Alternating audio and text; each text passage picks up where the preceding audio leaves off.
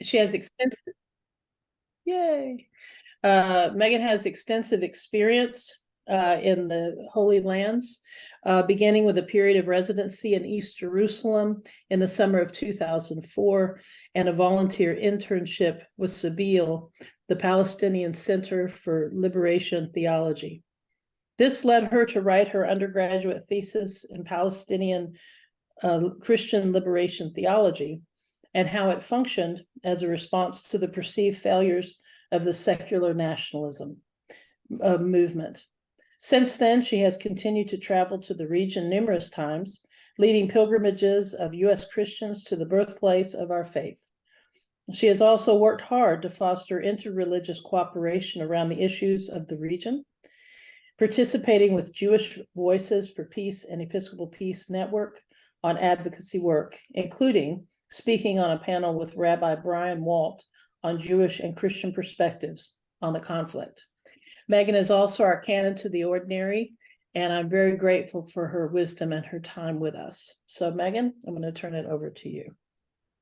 Thank you, Bishop. And I realized I actually forgot to put what my current job was, the bio. So that's cool. Thank you so much for asking me to do this. And thank you everyone so much for coming to this. I know these are difficult things to talk about. It's not like nobody has opinions about what's going on right now. And it's not like nobody has emotion invested in what's going on right now. Thank you for coming and kind of risking being vulnerable and hearing things that may surprise you and kind of take you aback. But I wanted to hold a forum where we could gather and talk about how, as Christian leaders, we are called to speak into a really emotional and fraught conflict.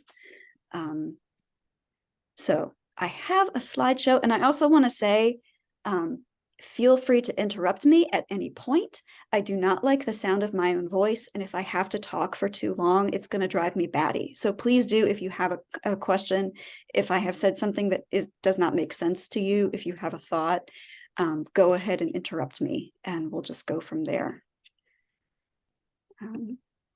So I'm going to share my screen.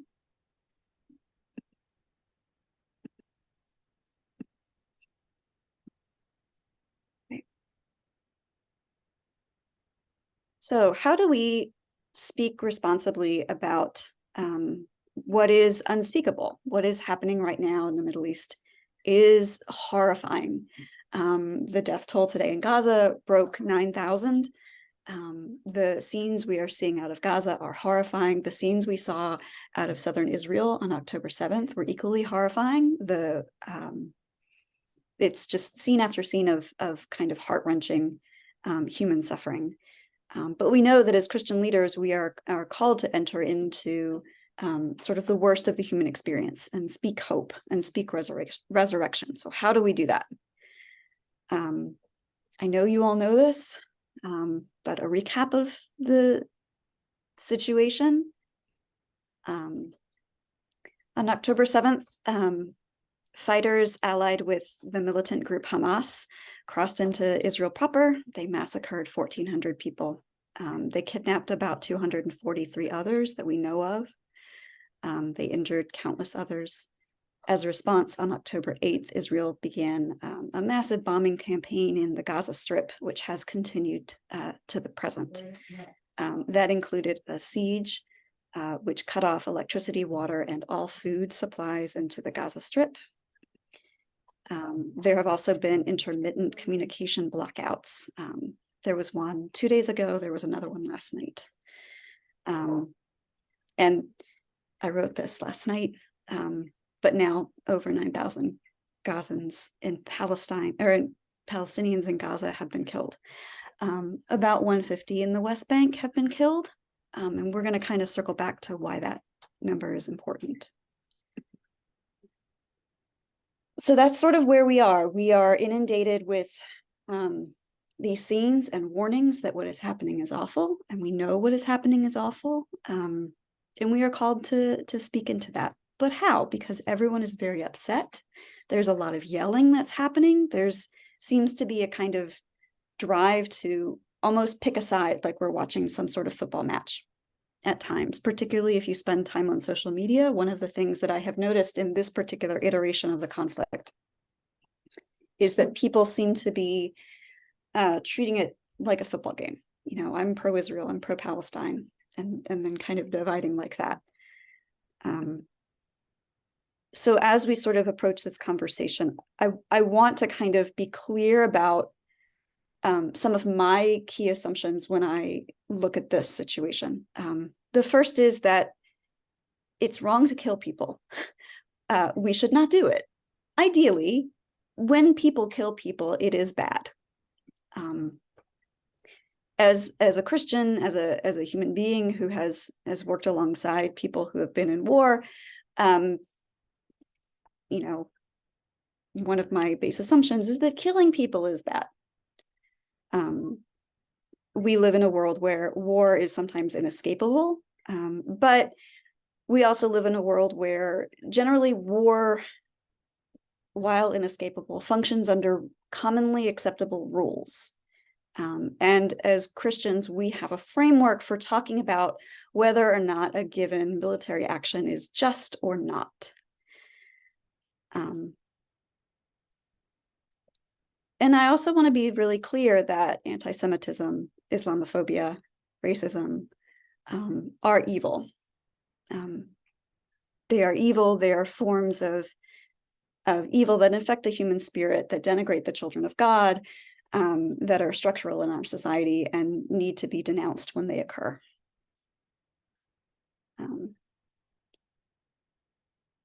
And I also want to say, as a kind of follow on to that,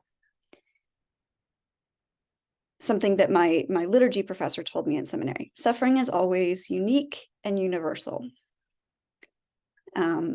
Everyone suffers in the world, and yet the experience of an individual suffering is always entirely unique. And so while it is sometimes tempting when we talk about situations like this to start to compare experiences of suffering, that is ultimately an unhelpful exercise and ends up denigrating the individual experience of suffering that occurs. However, because everyone suffers, ultimately that common bond of suffering can be used to build empathy. Does that make sense? And so that is important in this conversation, particularly when we look at sometimes there's a sort of suffering Olympics that happens in these conversations about, you know, well, the Holocaust was bad. Well, the Nakba was bad. And we'll talk about what the Nakba was. You know, well, you know, our people have suffered in this way. Well, no, our people had it worse. Well, our people have it worse. To compare experiences like that is not helpful to get to a place where we can learn from one another and we can live together.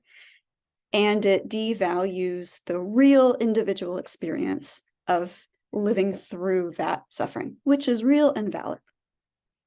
So there's kind of a tension that we have to hold.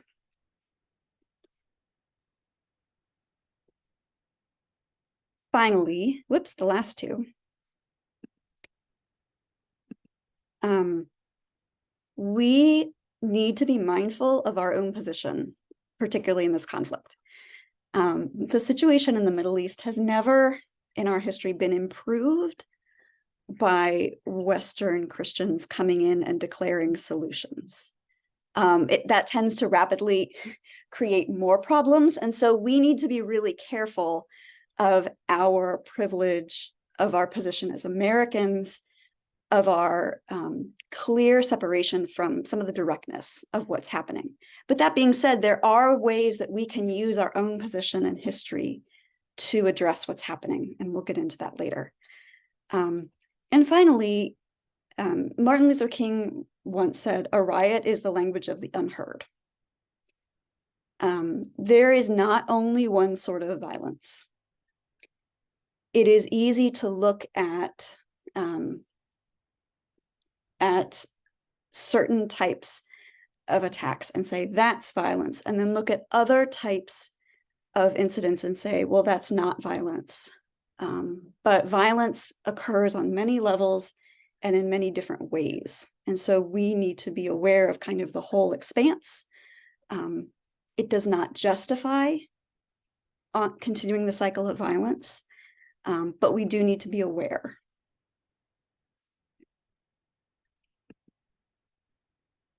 Finally,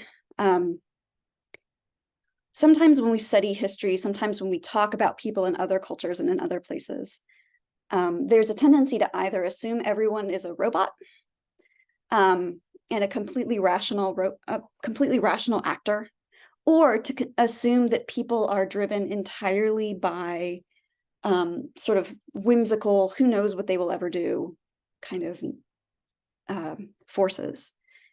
The truth is, people are emotional actors and not just rational ones. One of the things I heard early on, and that I've heard repeated, is, why would Hamas do this? They know it's going to result in a massive retaliation from Israel. That's true. That is absolutely true. You cannot find a Palestinian who is unaware of the way Israel retaliates. But there's more to the story than that. And when we kind of write off entire groups of people as, they're hell-bent on their own destruction, they're acting in ways we just don't understand, that is kind of a step towards dehumanization. And we need to be really careful about it. People act out of self-interest and emotion, and understanding both of those things is really important. So everybody still with me? Okay.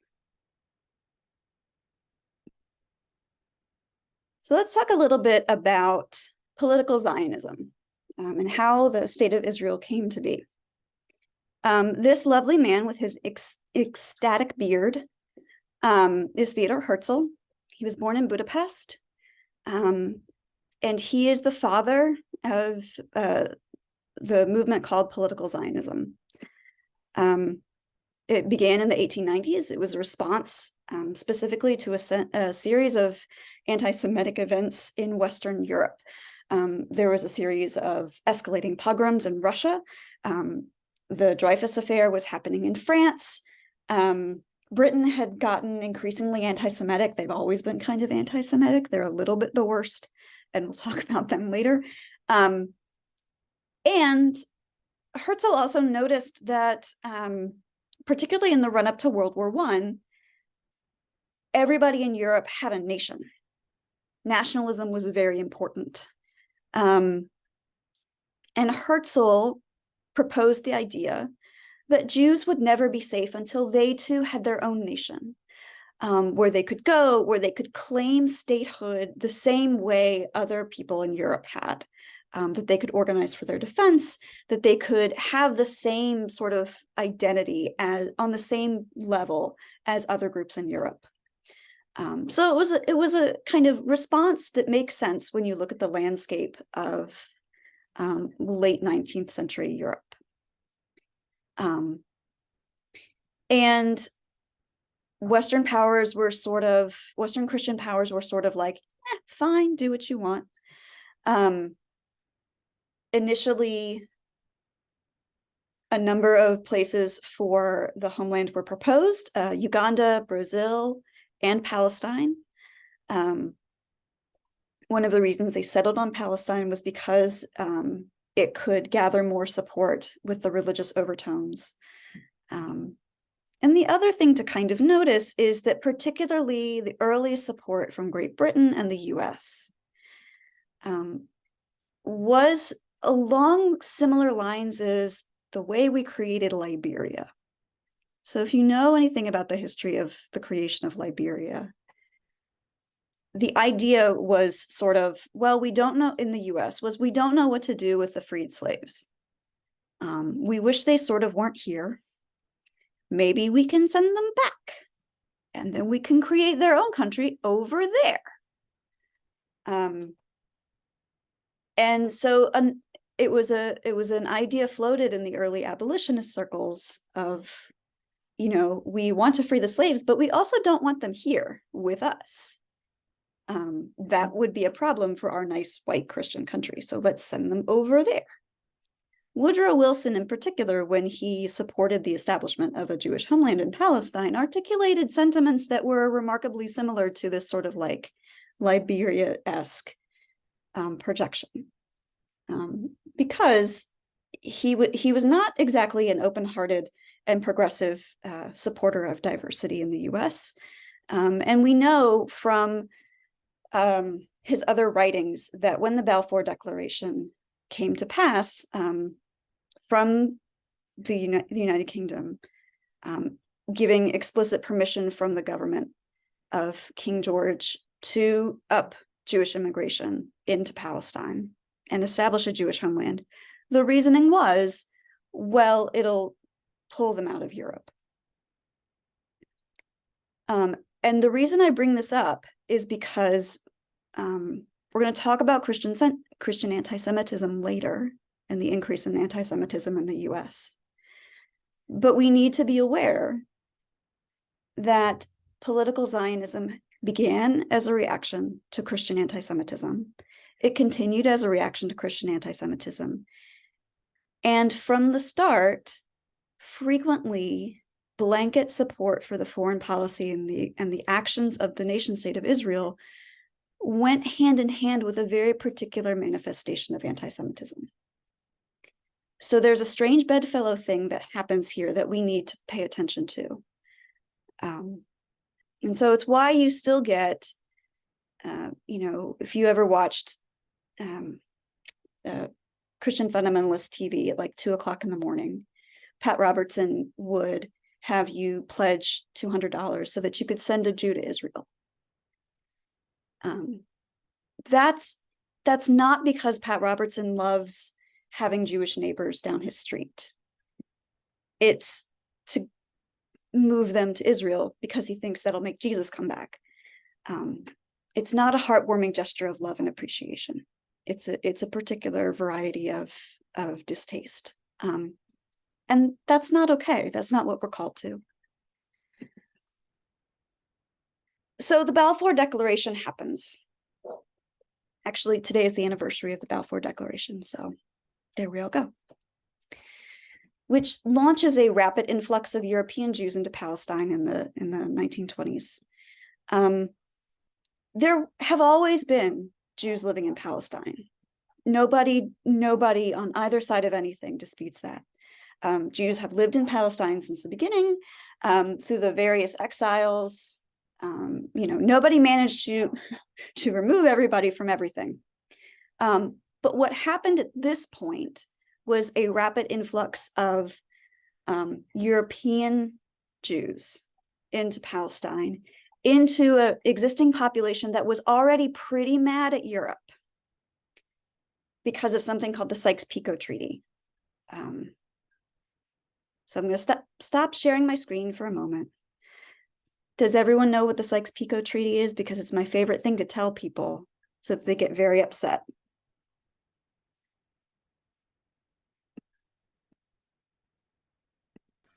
No idea. Okay. Yeah, never heard of it. To tell you what the Sykes-Picot Treaty is. During World War I, the Ottoman Empire was an Axis power.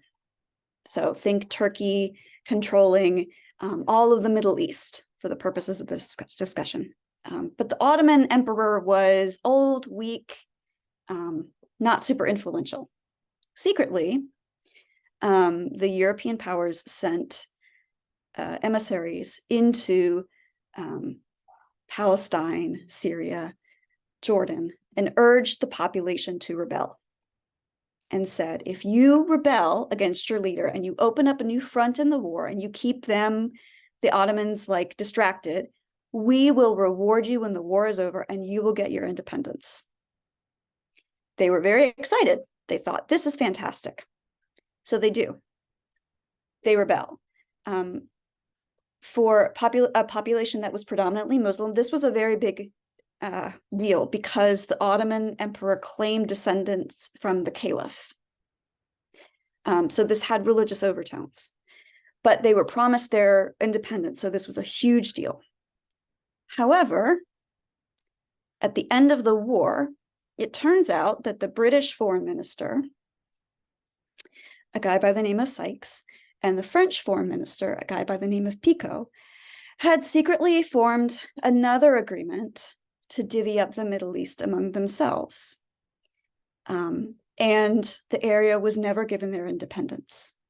And so country lines were drawn in that agreement that carved in half ethnic groups, tribal lines, religious populations that made no sense to the people who actually lived there. It's why Iraq looks the way that it does, because they wanted to preserve the oil interests and the mining interests of their own individual countries.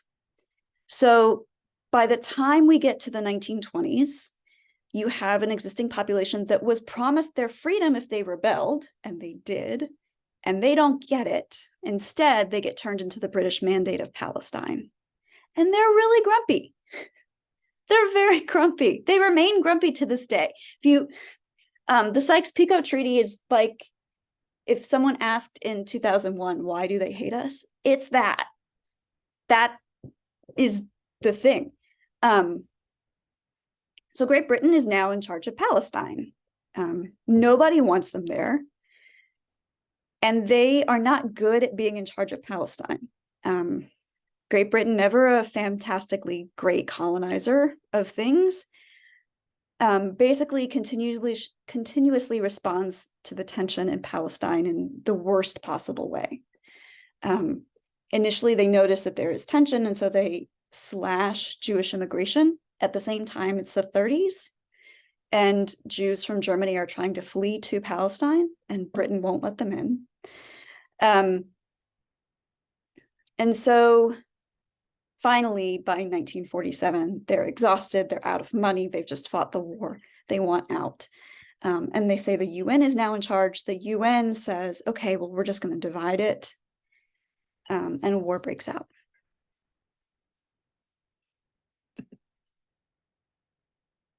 In the war, large numbers, approximately 750,000 Palestinians are removed from their homes in an event that they termed the Nakba. In Arabic, that means catastrophe. That statement is highly contested. You should know that that the creation of the refugee crisis is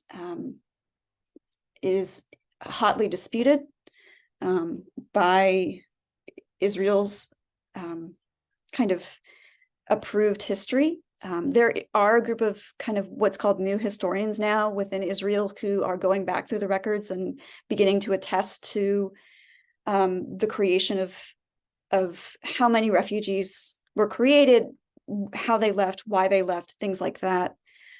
Just know that the kind of talking about the War of 48 is incredibly contested. For our purposes, because we're going to concentrate on the Gaza Strip, know that if you look at Israel, here's my little map. People who lived in the south, the Negev Desert, and on the coastal plain, if you remember your biblical geography, there's the coastal plain where the Philistines lived. People who lived in that area fled south to the Egyptian border, and they ended up squashed in this little strip of land, 141 square miles. And that was this little strip of land controlled by Egypt. And then Israel invaded in 1967 and gained control. As a result, Gaza has always had an incredibly high number of refugees from 1948. They've not been allowed to go home because the refugee problem has never been solved. So over 70% of the population currently in Gaza are refugees, are descended from the people who fled their houses in 1948. And then there was a second wave in 1967. That does not include the number of people, it's probably 150,000 who have been internally displaced in bombing campaigns since 2004. So Gaza has an insanely high number of refugees. So, everybody still with me? Okay, let's talk about Hamas. First of all, it's an acronym. It stands for Harakat al-Muqawama Islamiyya, or Islamic Resistance Movement.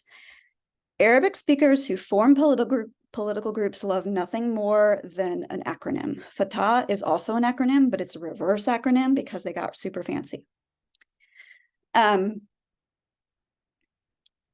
For our purposes, Hamas has started out as a social service organization and a political organization. They had decided political beliefs, mainly around the political implementation of Islam as a philosophy, extending from their roots from the Muslim Brotherhood, which was a political organization in Egypt founded in the 1920s. But they started in Palestine during the 1980s, a period of time known as the First Intifada, which was a predominantly nonviolent uprising across the occupied territories, where people went on strike. They did protests. They did shop closures and some stone throwing. So they had a couple goals initially. They wanted to rival the Shia militant group Islamic Jihad, which also exists in Gaza Strip. Hamas is Sunni, and Sunnis and Shias just they're not best friends. And there was enough kind of like energy around resistance during the First Intifada that they thought, oh, this is a great idea. At the beginning, Hamas was not overwhelmingly popular among the Palestinian people. People enjoyed the social services, but the political philosophy was not popular. However,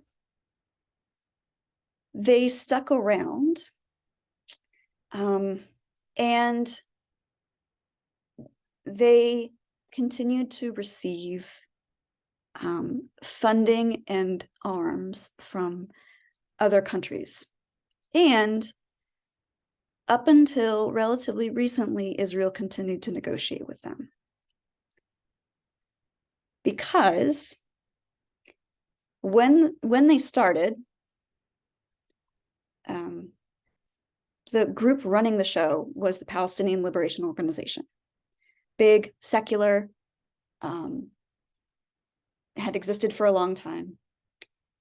And Fatah was the main political organization. In the 1980s, Israel insisted they would not negotiate with the PLO. Wouldn't do it. Absolutely not. Couldn't go near them. The right wing of Israel argued and continues to argue that if you tacitly keep Hamas around, then you have a lovely excuse of why you can't possibly negotiate because, Hamas is awful and they do horrible things and you can't possibly negotiate with these horrible people. And especially initially, when Oslo happened, so the thing that ends the First Intifada is the Oslo Accords. Yitzhak Rabin comes together at the White House and Camp David with Yasser Arafat. They get the Nobel Peace Prize. The right wing in Israel was extremely upset. And 3 months later, Yitzhak Rabin was assassinated. Some of the people calling for his assassination, and in fact brought up on terrorism charges within Israel, are currently in the Israeli cabinet. One of the reasons that they were so upset, and one of the reasons at the time they were pushing for Hamas to be kind of kept in the loop, was because one of the things the Oslo Accords did was put the PLO in charge of the West Bank and Gaza. So now now Palestine was on the road to having an actual state. For extremist Israelis, that is not acceptable. You can't do that. And so they needed a new enemy, right? But one they thought they could control. I want to point out that this is something the US has done at times. This is a football play exactly out of our own book. We did this with the Mujahideen in Afghanistan, and that also went poorly for us. And so it's a very overly practical version of realpolitik that went badly. So as time went on, the Oslo Accords fell apart. And Hamas at the time refused to accept them. The Oslo Accords fell apart. One of the things that was supposed to happen under the Accords was Israel was supposed to stop building settlements in the West Bank and Gaza. Those were supposed to be the beginnings of a Palestinian state. Israel never stopped building settlements. And so as the government of Israel moved further to the right, and Benjamin Netanyahu took over, one of the cornerstone policies of his government was to quietly allow funds to go from Qatar and Iran to Hamas without interruption. This is pretty well documented. I sourced this extensively, so there are quotes here. And so the reason I bring this up is if you look at coverage of October 7th from Israeli newspapers, they're not just sad, they are furious. Even the more centrist newspapers are furious at Netanyahu, furious. And this is what they point to, that for so long, the policy of the right wing has been to kind of point to Hamas and say, well, we can't possibly negotiate with them because they're the worst. And they are. Nobody's arguing with that. But because the policy had been to sort of keep them around, keep your friends close and your enemies closer, they got bigger. If you feed a little monster, the monster will grow bigger. And the monster grew bigger. And I think 86% of Israel wants Netanyahu to resign. That's not a close number. And so when we get into conversations about, are you pro-Israel or not, we need to be really clear about what Israelis want. Right now, Israelis are not rallying around their government. Israelis are really mad, and this is part of why. Okay. This is also part of why. In 2004, Ariel Sharon, again, right-wing prime minister, announced a unilateral withdrawal from Gaza. I was there that summer. It was fun. It was incredibly unpopular among the right wing, among the settler movements. They had to dismantle several settlements.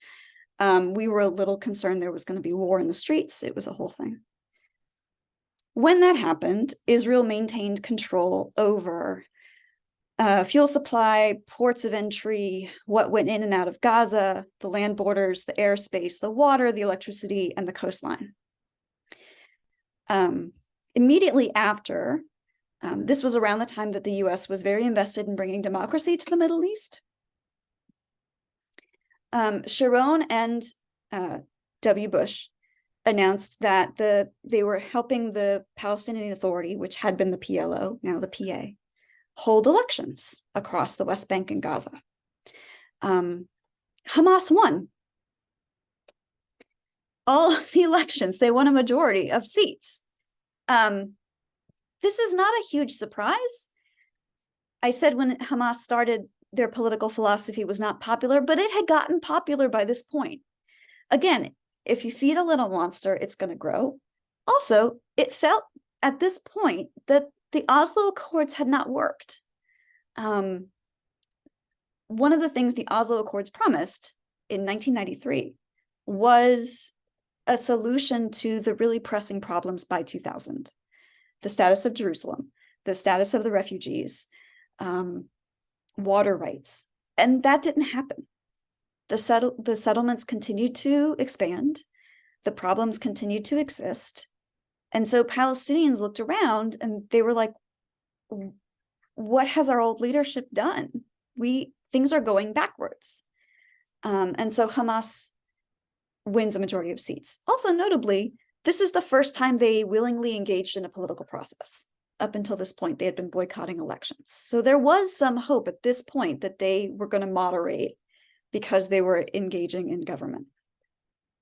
However, the US and Israel refused to recognize the results of the election, and they cut off the flow of money to the West Bank and Gaza.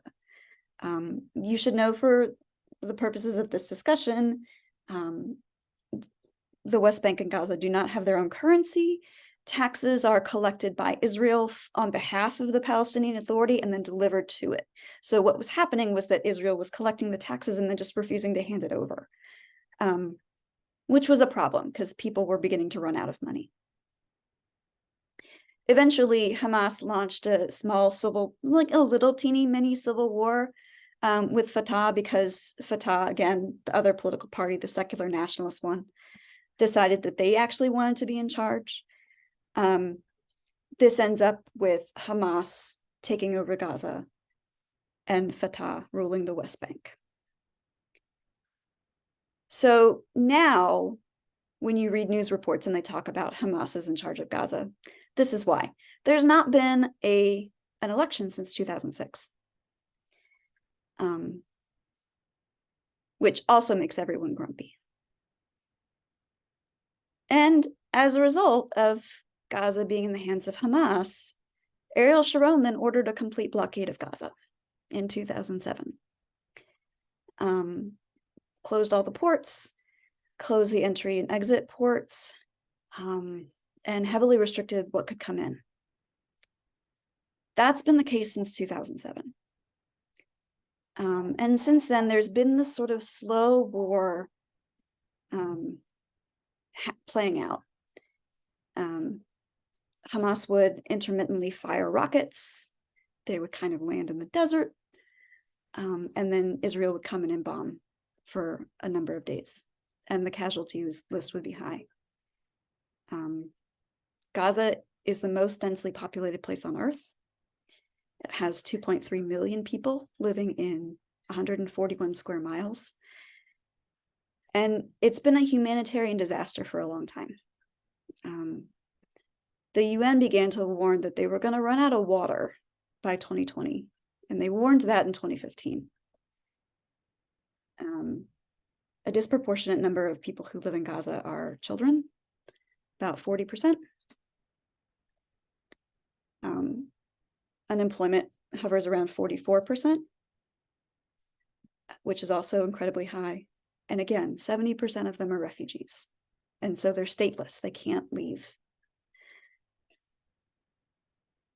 So again, when we think about, why would Hamas attack? Why would they do something like this? They've been living under a blockade since 2007. They haven't had water since then. It has been incredibly bad in Gaza for a long time. And I think that's one of the things that is important for folks to remember. Again, this does not excuse what Hamas did. There is no excuse for killing.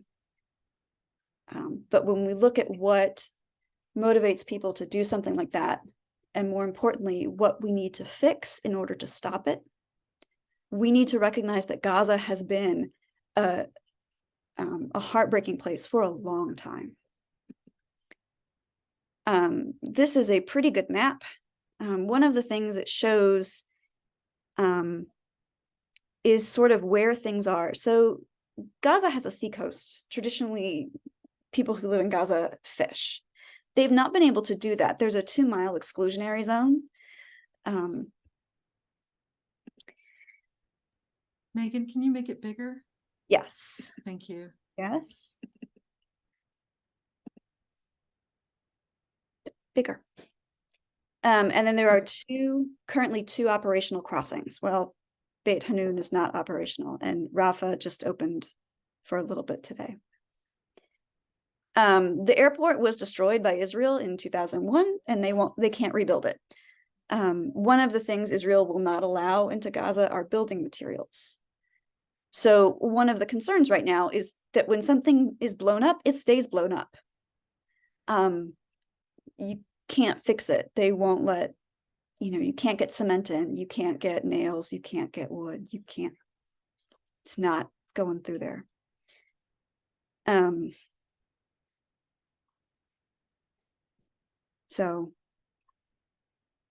But when they talk on the news about people leaving North Gaza to go to South Gaza, again, we're talking about an incredibly small area. And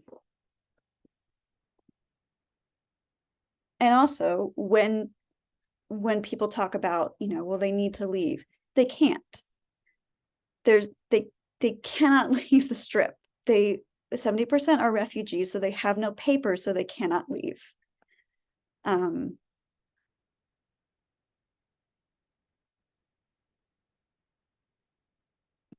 So here,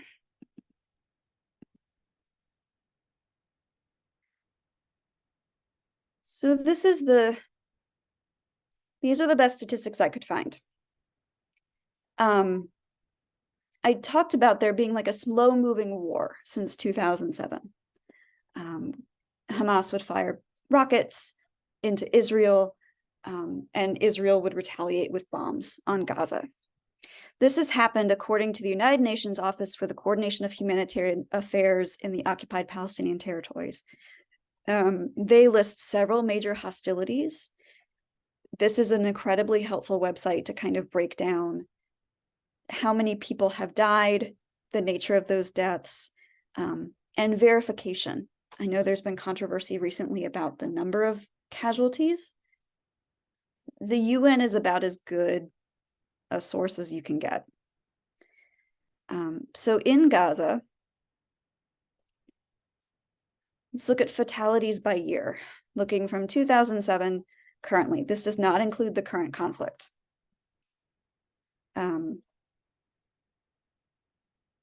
So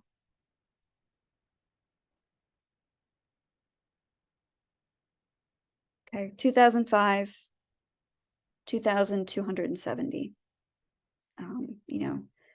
265 and 221. 2009, 1,040. Significant casualties.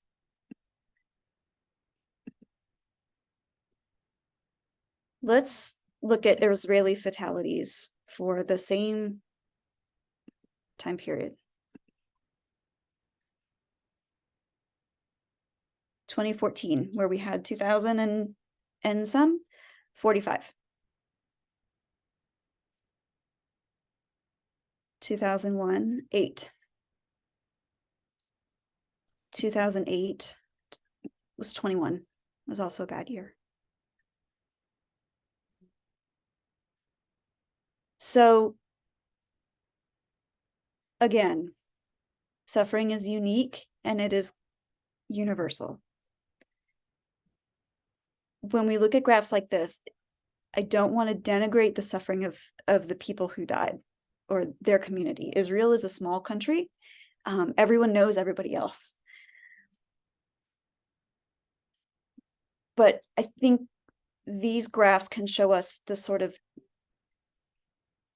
difference in scale that's happening,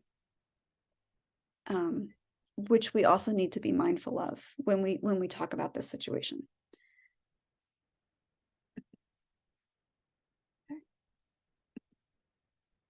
Everybody still with me?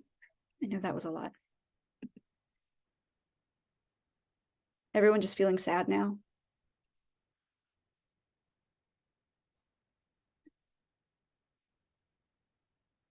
So what can we say?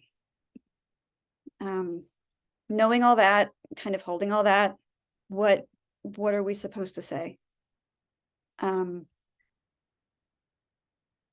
Honestly, we need a ceasefire. Bombs do not create the future anyone wants. Bombing Gaza has been tried before. You saw those numbers. Israel has bombed Gaza on and off since 2007. If it worked, it would have worked by now. And so if bombs worked to convince the people of Gaza that they needed to lay down their weapons and just kind of be happy, it would have worked. Bombs don't create regional stability or peace. Bombs also don't free the 243 people held hostage. One of the other things that is happening in Israel is that the families of the hostages are getting frustrated. They are protesting outside the Knesset. They are giving increasingly irate interviews about where their loved ones are and the communication that's happening between the government and them and the way the war is playing out. They are getting increasingly frustrated and feeling unheard and unlistened to.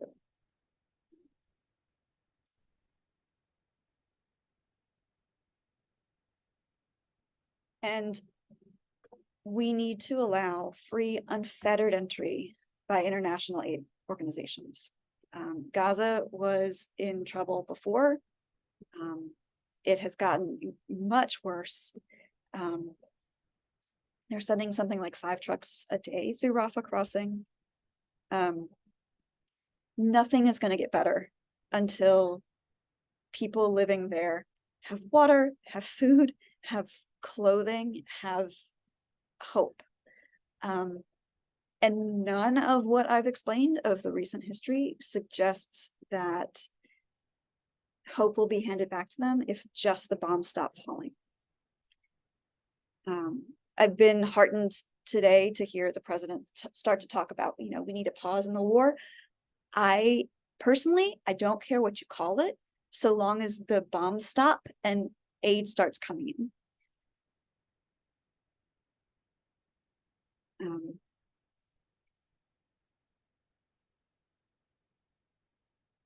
So the other thing we need to emphasize is we need to fix the log in our own eye. Like I said at the beginning, the move to create a state of largely European Jews amidst Palestinians was sparked by the evil of Christian anti-Semitism. We need to fix that. We need to do our own work to remedy the anti-Semitism that's inherent in our tradition. And we need to address it when it shows up. Whether that means we address it when we hear somebody say, I support Israel, so, I want to send all my Jewish friends there.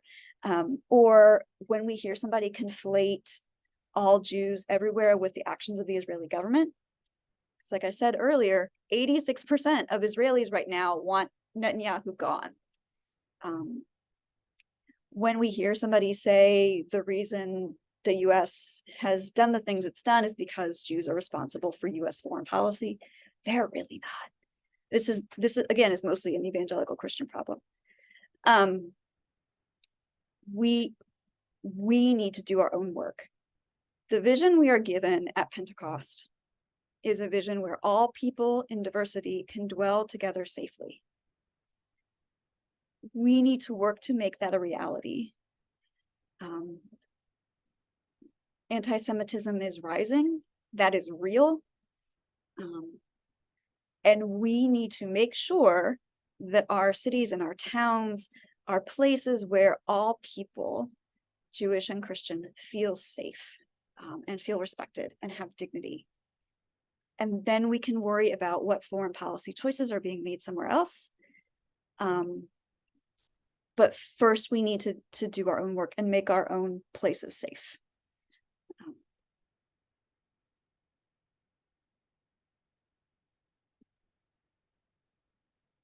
We also need to stand against Islamophobia and xenophobia. You know, on the Cornell has been in the news recently because somebody left really awful threats against the Jewish dorm and kosher dining hall here.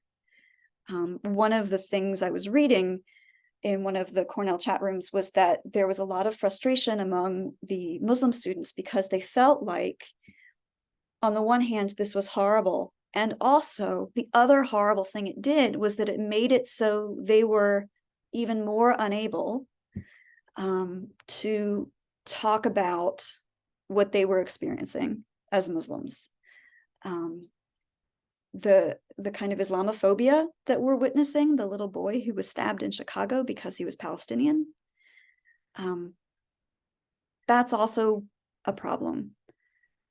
We also need to be careful about, there was a congressman going around saying all Palestinians are Hamas. No. All Palestinians aren't anything.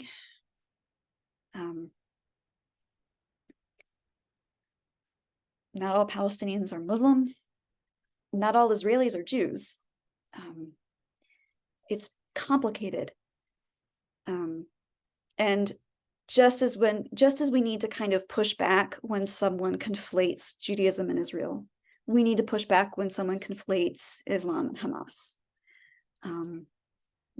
They're not the same. All of us as religious people have crazy aunts living in our attic. If every religion is sort of a house, each of us has just the crazy aunt living in our attic, that when we speak to someone in another religion, you know, you don't want to accuse someone else because of their crazy aunt. You have a crazy aunt too. We each need to help each other deal with our own crazy aunt and just make sure they don't get out too much. And we need to stand in solidarity with people who are speaking up. There are groups that I'm going to talk about in a minute. Jewish group, Jewish Voice for Peace, if not now. They were occupying the Capitol a couple days ago. They were occupying Grand Central Station. They have been unceasing in pushing the US government to call for a ceasefire. The bravest people I know working on this issue are Jewish people who speak out of their own conviction and their own faith to push their leaders to do the right thing. And that is a brave thing to do. And we need to stand with people who are speaking up, because this is hard for everybody right now.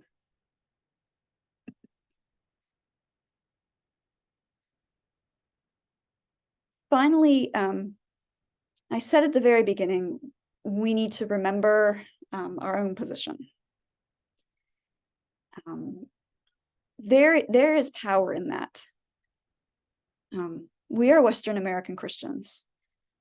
We have a history that speaks to this moment. We know what happens when you try and bomb someone into agreeing with you. We've tried this before. We can speak to that. I'm a white Southerner for many generations. My mother's family lived in the South since before the Revolution.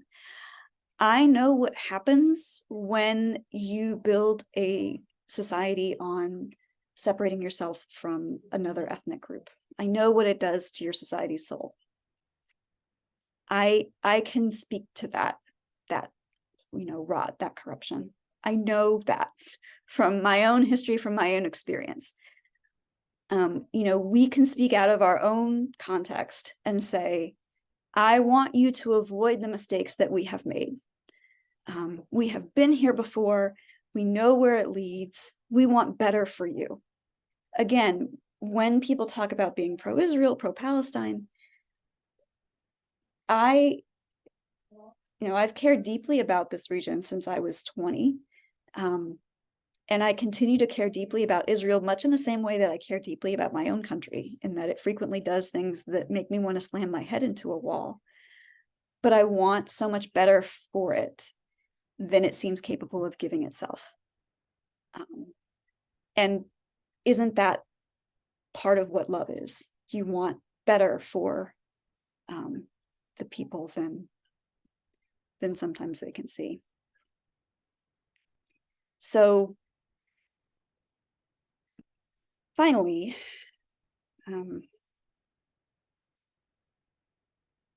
every Abrahamic faith, one of the things that I love about Jerusalem, every Abrahamic faith has a different idea about where the center of the world is.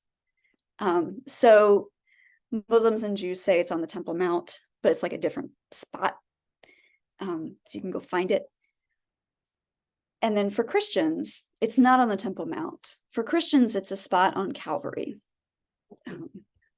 So we don't get the pretty vista and the gorgeous silence. We get a complete mess. Like stuck in a blown up furniture barn with people yelling and incense, and it's a complete mess. But that is also the essence of our faith. The center of the world, where God comes to earth and where heaven is closest to earth, and kind of the heart of the world, is this place of deep suffering, this place of extreme brokenness. In a real sense, what happens in Jerusalem does affect the rest of the world, for better or for worse, in both a material and kind of a spiritual sense. But for us as Christians, one of the things I want us to remember is that it is the heart of our faith, in a both literal way and a theological way, that God enters into the heart of our brokenness. Not just the pretty places and the lovely places, but God enters into the absolute mess, the absolute human suffering, and asks us to stand with each other there, and that it is there that God is going to bring resurrection and hope. It is in that completely broken place. And so ultimately, I think when we kind of get our hands deep into this really horrifying situation, I think we can't do anything but meet God.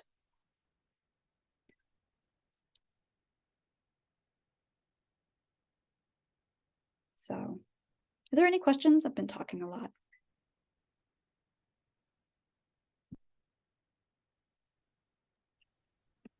I have a question. Okay. How then in a parish do you address this? Certainly we have readings in our lectionary that have traditionally been used as tools of Christian anti-Semitism. But I believe that we can make a difference right where we are. But what does that look like in parish ministry? I think part of it is calling out when texts have been used to oppress. So when you get into like Hebrews, to talk about, this text has a really, really tortured history. Let's talk about it. Let's talk about, is there a more life-giving way to interpret this text? When we get into parts of Romans, this text, just be really explicit. This text has a really harsh history. And so we need to be careful with it. What is a more life-giving way to look at it? I think you can do the same thing when it comes to. All right, thank you. When it comes to the situation, Netanyahu gave a press conference where he talked about the Palestinians were Amalekites. That's a really troubling biblical allusion, because I think it was Saul lost his throne because he refused to slaughter each and every Amalekite. So particularly on the Israeli right wing, that story gets brought out a lot. But when we get to stories about the conquest of Canaan, to say, this is a really troubling story. You know, what life can we find in here? You know, how has this been used in ways that are harmful? And just talk about it and be really explicit about the ways in which our tradition has been used to hurt people, but also the ways in which our tradition can be used to remedy that hurt and to bring life. Does that help? Yes, thank you. Just made me think of like 3 more books I need to add to the resources section.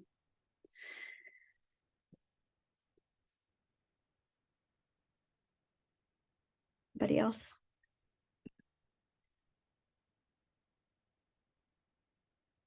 I have a question. Yes. One of the things that I struggle with, because my best friend's Muslim, Mm-hmm. and I understand the anti-Semitism and everything, but at what point do we stop using religion to fight our wars? Like, how do we address the fact that this isn't a holy war? This is a war of radical people doing terrible things to one another and then slapping, I've been pretty honest with how I feel about this with my parishioners in the best way possible. Like, I have to really work at it. But I sit here and I think maybe we need to recognize that in between all the wars that happened biblically, God was like, hey, I don't like this. You know what I mean? Like, we have to get honest with it in a certain way rather than start like we're religionizing politics. And Right.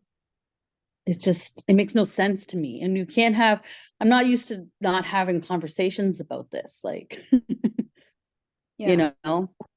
Well, in the chat, Mark makes a really excellent point, which is this is not a religious war.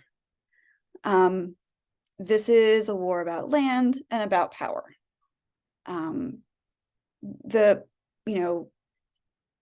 Palestine has always been the home of Christianity. We used to be 22% of the population, and now we're roughly 2%. I think it's dropping rapidly, though. And so, the notion that this is a Muslim-Jewish holy war is entirely ahistorical. Like I said in the beginning, Jews have always lived in Palestine. Muslims, Christians, Jews have always sort of lived there, bumping along together, and everyone's sort of been okay. What happened upset the apple cart was a massive influx of Europeans who then decided to create their own state, which, again, something Europeans tend to do and tends to upset the apple cart. So we need to be, I think one of the things we can do is be really clear. This is not a religious war. This does not indicate that there is something diametrically opposed between Judaism and Islam. Far from it. Jews and Muslims have way more in common than we do with Muslims or we do with Jews. They hang around. There's actually something in the Quran that says if you can't find a mosque to pray, if you need to go pray, you should go to a synagogue, because they're going to have food for you to eat and there won't be idols for you to look at.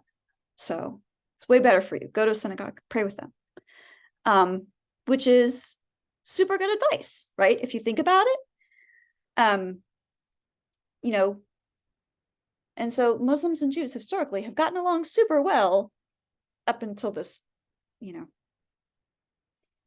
this issue. So I think that's one of the things we can kind of remind people of, is that this is not a religious conflict. It's a conflict about land and power.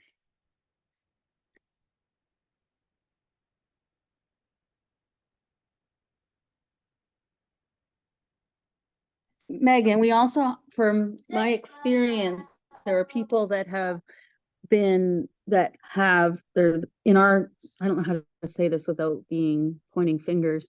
There are people that really misunderstand what Muhammad says about things, and there's a fear that us and them against the Islamic faith, insofar as they're like, oh, he wants us to murder anybody that doesn't believe in Muhammad. And It's not quite what it says in the No. Quran, you know, No. and I have to deal with this because this is half of my church believes this.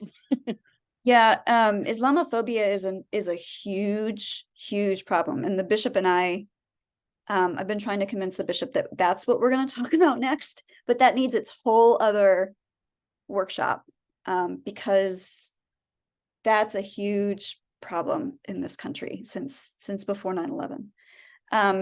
But just really quickly, Muhammad was a big monotheist guy. So anybody who believed in monotheism, who believed in the book, was all right in his book.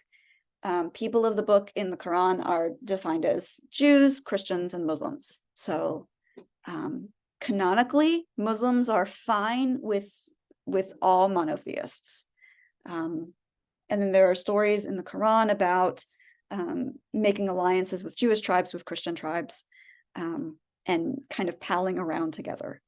The notion that there is a uniquely Muslim edict to kill anyone who does not conform to Islam is, again, a historic, and it would be like looking at some of our wackier and grumpier Christian fundamentalists and saying, well, that must be what all Christianity is like. It's a similar sort of like misreading of the situation. Yet that's where we are.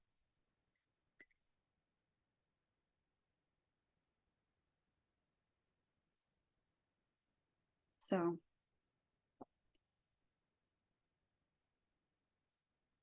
I can send you this slideshow. I put together a list because I've been getting asked about like where to get news coverage. The US media does not do a great job on this topic. So I would sort of steer clear of what the US tends to put out. Again, it's not that anybody is a horrible person or bad at their job. It's just that we don't really have the bandwidth for the context, and we get skewed. Haaretz is an Israeli newspaper that I read. They have a really good English language edition. They do publish a wide variety of op-eds, including Palestinian Arab voices, some right-wing, but not a lot. They're considered left of center. Al Jazeera has been doing a good job. They are funded by the Qatari government, so you don't want to really read them for exposés about like corruption in the Arab dictatorship, but they do have a good grasp of the dynamics on the ground of the Middle East, and they have like ongoing live updates about what's going on, what buildings have been hit. They've been doing a good job. Just don't expect them to kind of like give you the dirt on the Saudi royal family. It's not going to be their thing.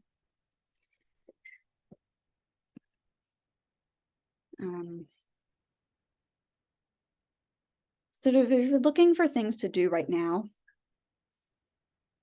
one would be call your congressperson. Jewish Voice for Peace has a script. They will talk you through it. They are on it. If Not Now.org is a group of younger Jewish folks that have been organizing for a while and have been doing some incredible things. They're both mobilizing for a ceasefire.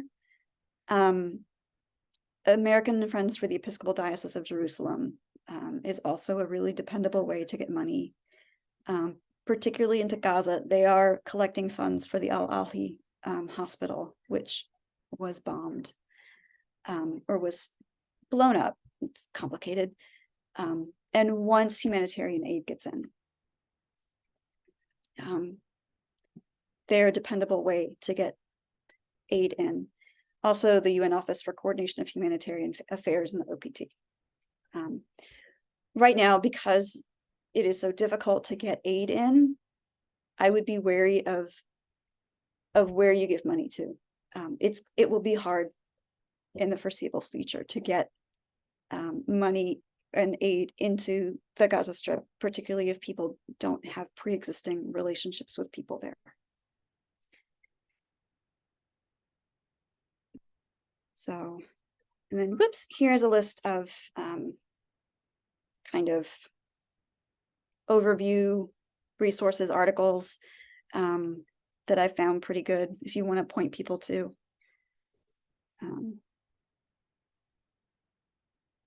Those are helpful.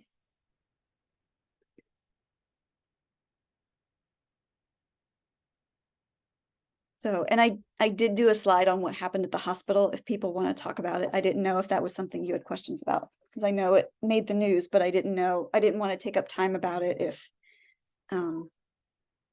that was not something people have been asking you about.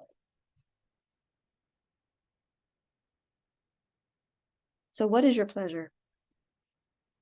Do you have many burning questions, or? I'm struggling because I'm met with where I'm at, I'm getting bombarded with the pro-Israel, and if you say anything, you are an anti-Semitic kind of like, you're not, like, I got a fundamental group in some respects that I deal with here, and I'm telling you, like, every time I speak or say anything, I'm just glad to know I'm not too far off the mark, because I do pay attention, not to the extent that you do, but at the same time, I'm just like, it's exhausting. I mean, I think part of it is to say, you know, here's what I want for Israel. I want this not to happen again. Mm-hmm. I want them to be able to hold music festivals and not get blown up. Like, and currently the way they're going about it, I don't know that that's going to work, because it hasn't worked in the past. You know, I don't think that it is truly being supportive of a country if we say, yes, you can carpet bomb entire populations of children. Yeah. I don't think that's being supportive. I would be very upset if the United States started doing that, and other nations were not immediately upset with us. And again, 80% of Israelis right now want Netanyahu to resign because they are angry with him. And so when we talk about being supportive of Israel, are we being supportive of Israeli current government, or are we being supportive of Israelis? Because, I mean, I can go all in on Netanyahu's government, and you know, he's been on trial 5 times for corruption. He's about to go to jail. I cannot find it in myself to be personally supportive of him, particularly continuing as a political leader. Like, he's a beloved child of God. I hope he prospers in his life. I want good for him, but not as a person who wields power over other people. You know, what does it mean to be pro a country?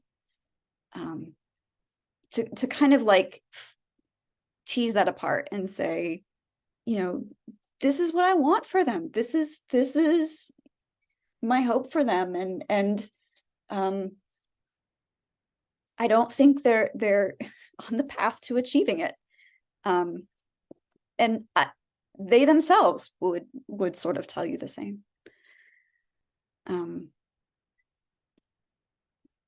So.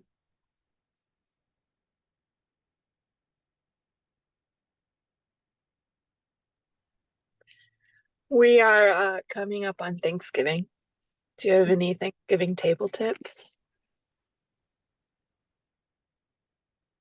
Thanksgiving table tips.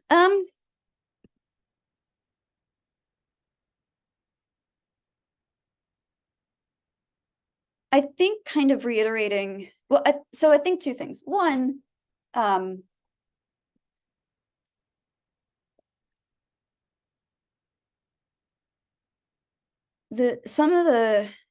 of the stories I've been hearing where particularly American Jews in the diaspora are feeling sort of are feeling a heightened sense of fear after the October 7th.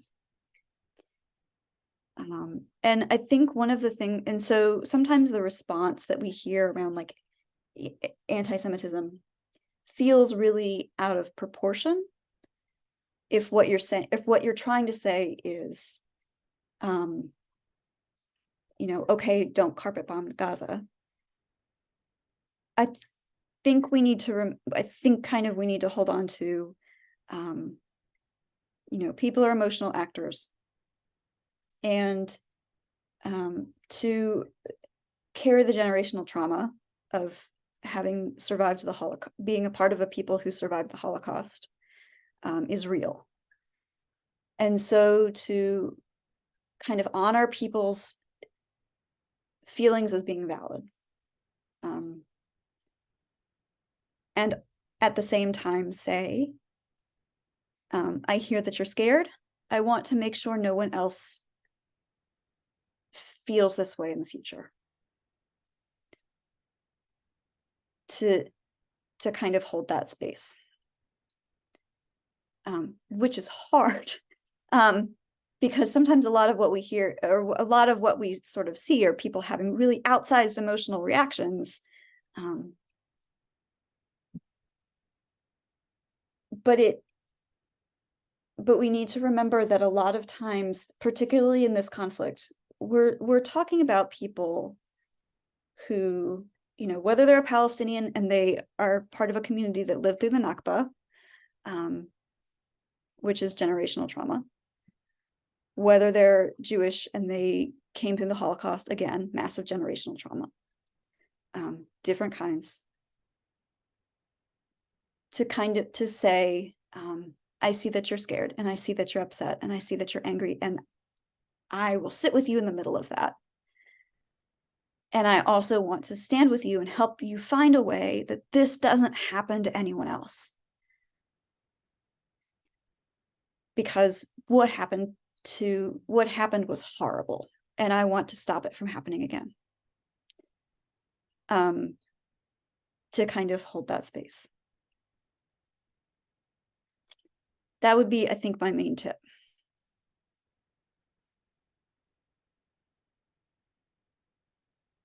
So, and then somebody in the chat asked about the hospital. So, that was our hospital. That was the Anglican hospital in Gaza.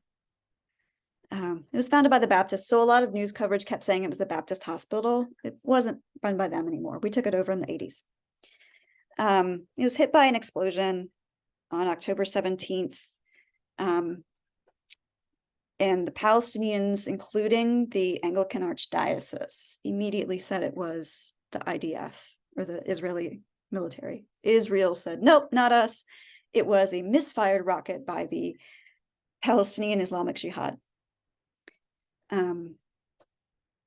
Since then, basically everyone's been going nuts.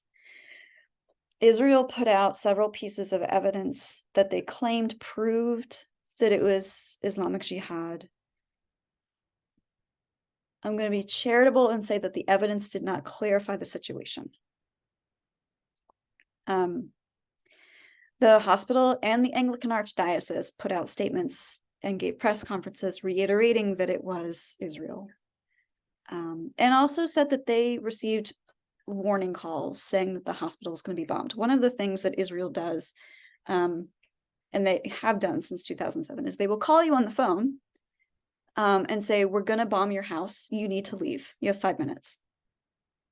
And then this is part of what they do. And then they say, this is to reduce civilian casualties. You have a warning, you can get out of your house. I think it probably does reduce civilian casualties. It also freaks everybody out. Anyway, the US government has officially said they support Israel's account.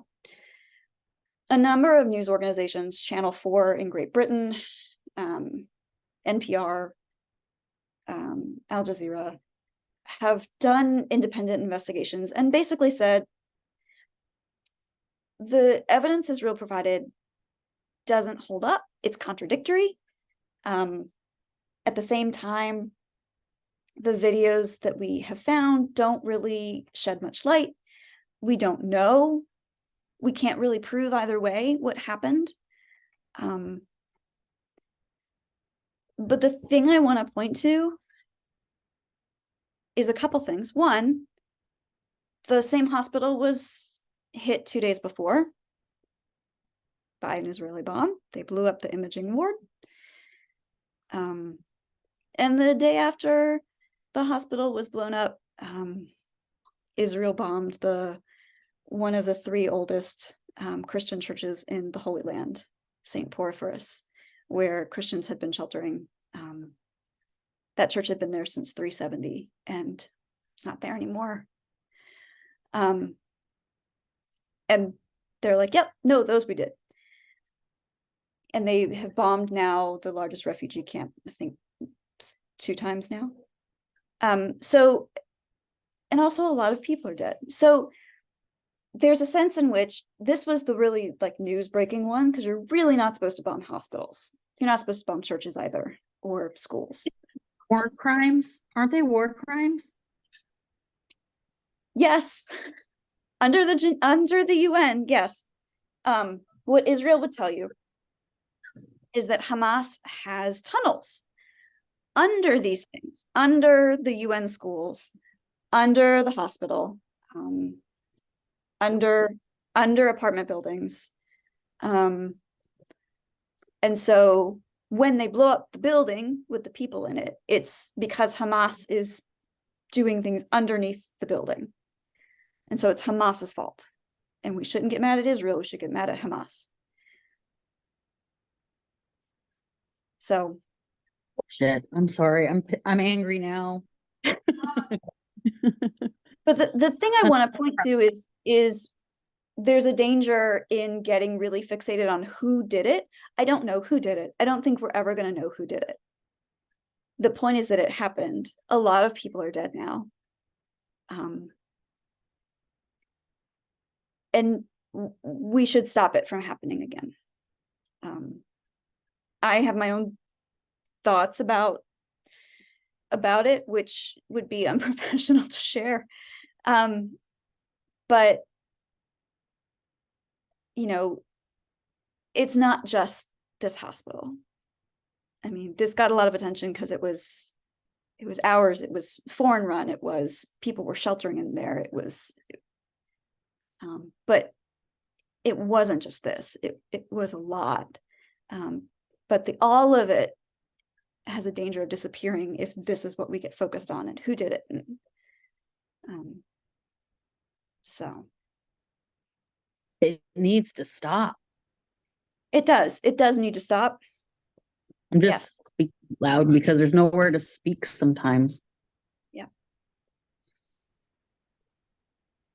Well, Megan, I want to thank you for this opportunity to hear from you and for us to have this time. Are there any final questions? I'm mindful of the time.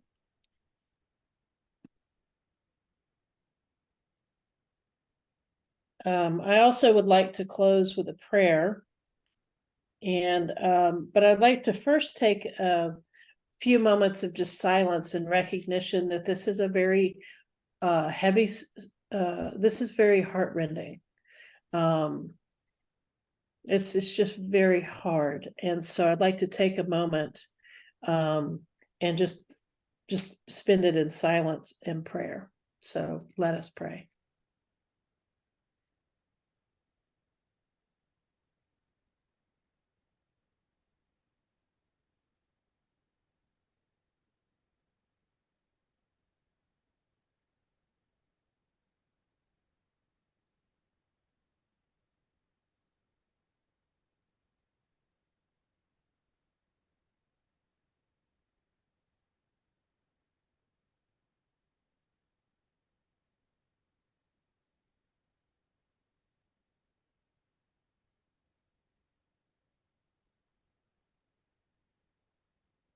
Grant, O God, that your holy and life-giving spirit may so move every human heart, and especially the hearts of the people of Israel, of this land, in all areas of our world, that barriers which divide us may crumble, suspicions disappear, and hatred cease, that our divisions being healed, we may live in justice and peace, through Jesus Christ our Lord.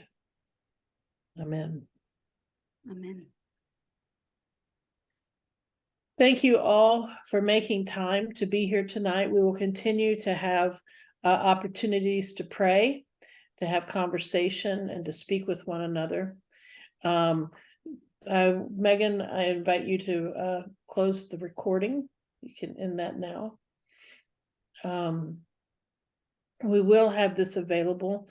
I'll wait till did you get the?